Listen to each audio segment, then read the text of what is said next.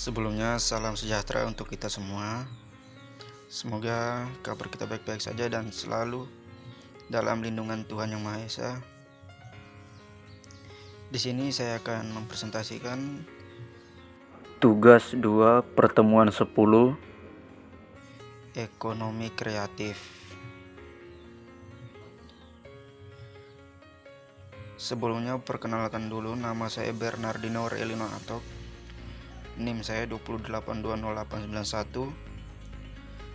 Prodi Teknologi Informasi, Universitas Amikom Yogyakarta angkatan 2020.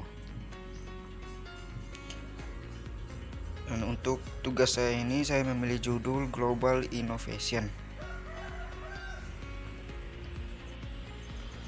Kemudian untuk topiknya itu sendiri saya menulis orang Indonesia lebih tertarik mengisi waktu luang dengan bermain game ketimbang kegiatan lain atau hal yang lain.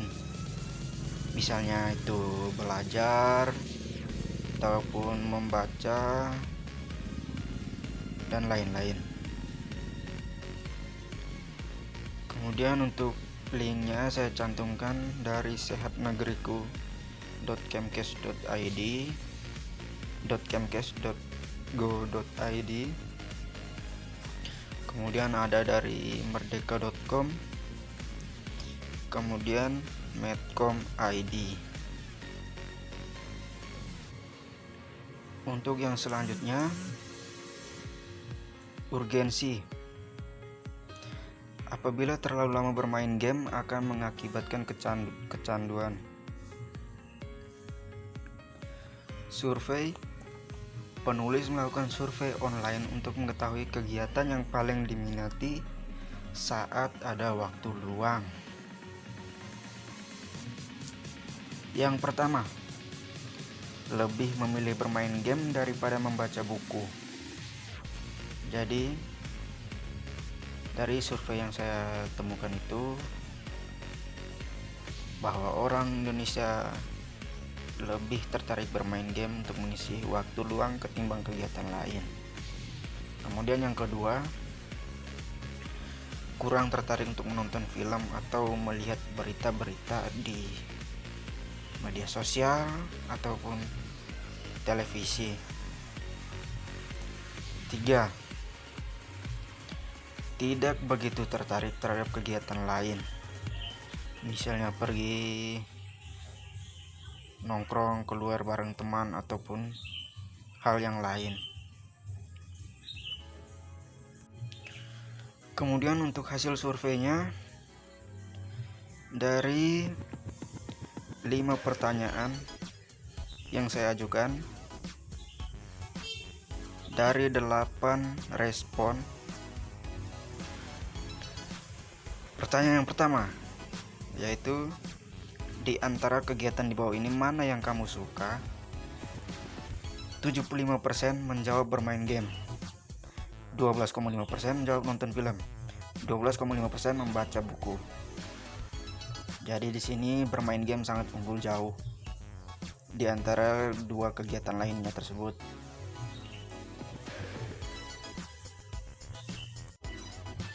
Kemudian untuk pertanyaan yang keduanya, di antara jenis buku di bawah ini mana yang kamu suka? 50% menyukai ensiklopedia, 25% menyukai novel, kemudian diikuti lainnya dan kamus dengan 12,5% masing-masing. Kemudian untuk pertanyaan selanjutnya, pertanyaan ketiga, kamu bermain game biasanya menggunakan platform apa? Dari 8 respon, 62,5% menjawab mobile games, sedangkan PC 25 dan konsol game 12,5%.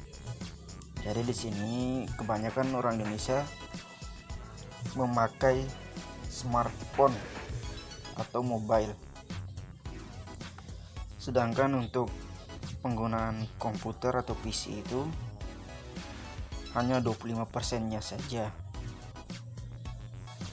Dan untuk konsol game 12.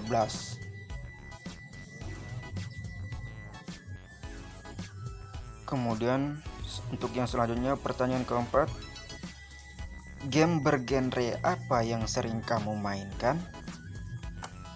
Dari 8 respon, 62,5% senang bermain sport game atau racing game, dan diikuti 25% game first person shooter FPS atau third person shooter TPS. Kemudian diikuti 12,5% action dan fighting game. Kemudian untuk pertanyaan selanjutnya, itu pertanyaan terakhir, film bergenre apa yang sering kamu tonton? Dari 8 orang, 62,5% menyukai action atau adventure. Kemudian diikuti dengan horor, komedi 25%, drama misteri 12,5%. Kemudian untuk solusinya sendiri di sini, solusi yang saya inginkan yaitu berupa game atau animasi. Yaitu tujuannya yaitu membuat sebuah media yang dapat mengurangi kecanduan game orang Indonesia.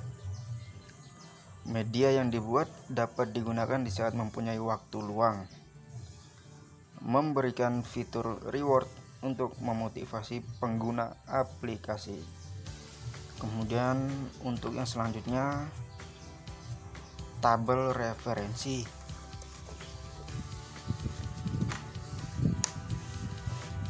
Tabel referensi itu saya mendapatkan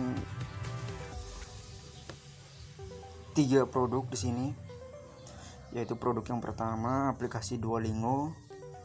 Kelebihan dari aplikasi Duolingo yaitu memiliki bank soal dan leaderboard yang menarik. Kekurangannya, pemain tidak bisa lanjut ke level selanjutnya jika belum menyelesaikan level sebelumnya.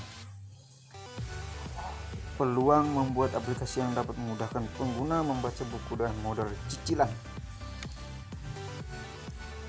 2. Aplikasi UDictionary.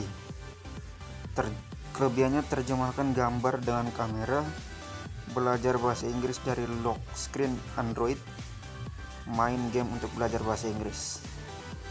Kekurangannya, terjemahan kata menggunakan kamera OCR.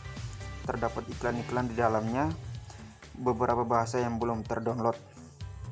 Peluang menjadi aplikasi kamus terpercaya. 3. User browser. Kompres atau pangkas data saat browsing. Tombol navigasi yang elegan dan jelas. Keamanan privasi.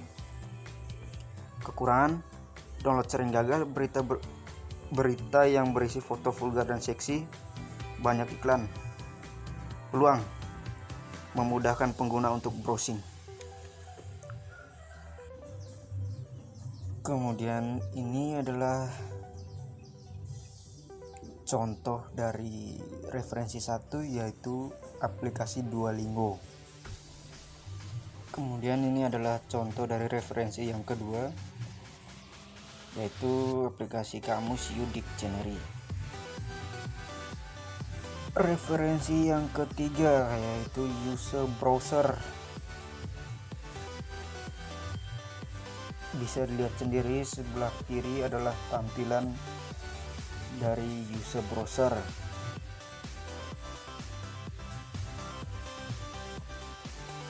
Kemudian ide yang diusulkan. Ide yang diusulkan yaitu Istana Literasi. Sebuah aplikasi atau game yang dapat membatasi kecanduan game dengan fitur utama reward. Fitur aplikasi: membuat aplikasi yang dapat mengurangi kecanduan game. Aplikasi berisikan konten hasil dari referensi yang didapat. Fitur kostumisasi yang dapat memudahkan pengguna. Itu adalah contoh dari ide-ide yang diusulkan.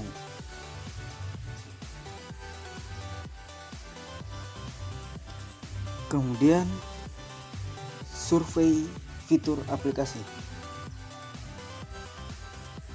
Membuat aplikasi yang dapat mengurangi kecanduan game. Aplikasi berisikan konten hasil dari referensi yang didapat.